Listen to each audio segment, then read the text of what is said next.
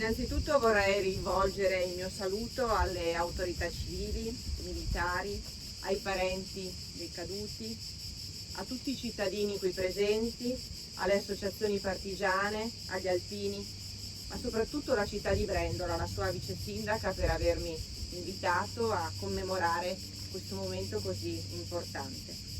A volte occasioni come questa rischiano di passare in secondo piano, di essere dimenticate o di essere rese sterili, cerimoniali. E invece, a mio parere, è fondamentale che queste storie di libertà, di coraggio, vengano tramandate di generazione in generazione, dai nonni ai nipoti, perché il ricordo è una delle armi più potenti per far sì che ciò che è accaduto nel ventennio non capiti mai più.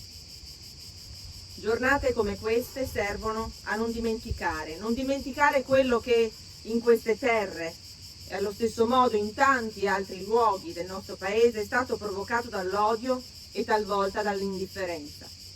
Il fascismo purtroppo non è stato un fenomeno improvviso, ma è nato e cresciuto negli anni, alimentato dalla propaganda, rafforzato dalla crisi economica, costruito mattone dopo mattone sulla contrapposizione tra persone, in particolare tra i più deboli.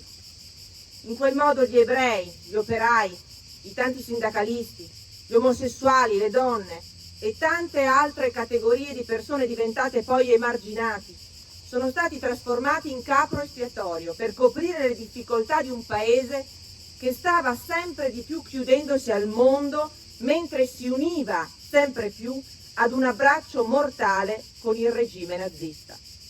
Il nostro compito in una giornata come questa è innanzitutto ricordare e raccontare soprattutto ai più giovani cosa è stato il fascismo, la sofferenza che ha portato al nostro paese e all'Europa. Ricordare per far modo che non accada mai più.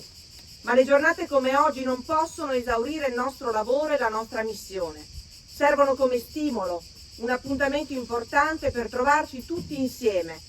Ma la nostra missione antifascista è un lavoro che va fatto giorno per giorno, in famiglia, nelle scuole, sul lavoro, quando insegniamo ai nostri figli il rispetto, la tolleranza, quando ci indigniamo di fronte alle discriminazioni, quando prendiamo coraggio e reagiamo ad un sopruso, quando non restiamo indifferenti davanti ad una violenza. Vedete, probabilmente per fortuna il fascismo del Novecento non tornerà più nella sua stessa forma, ma il rischio di un nuovo fascismo è più che mai presente.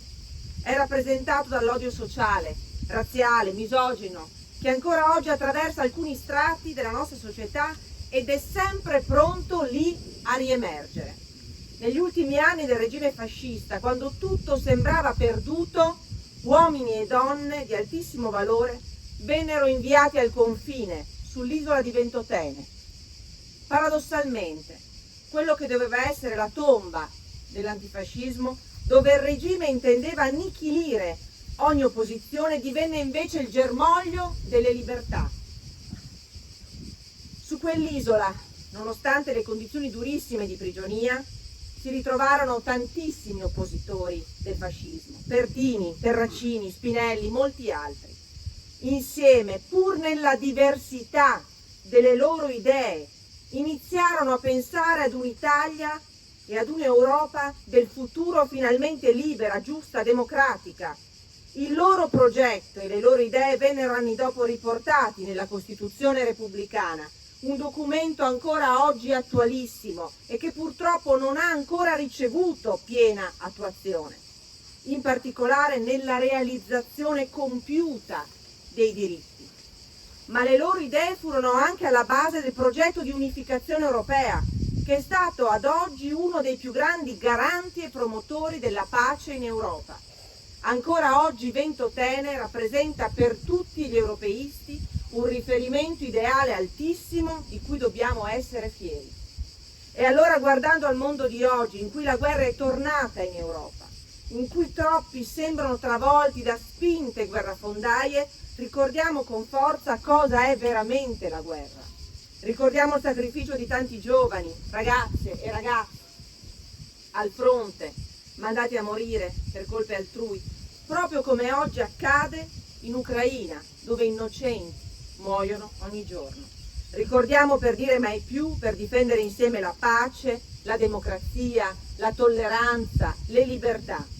Fondamentale sarà il ruolo dei giovani, dei nuovi cittadini, che fortunatamente non hanno vissuto sulla propria pelle o su quella dei parenti più prossimi d'età l'epoca più buia della nostra storia.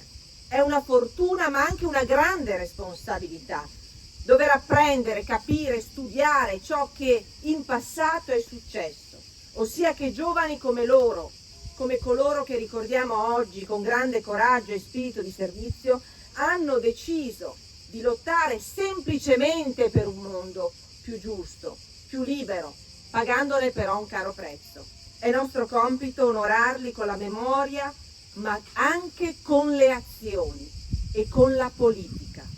Tempi come quelli che stiamo vivendo, ricchi di sfiducia, di paura, ci chiedono di avere coraggio.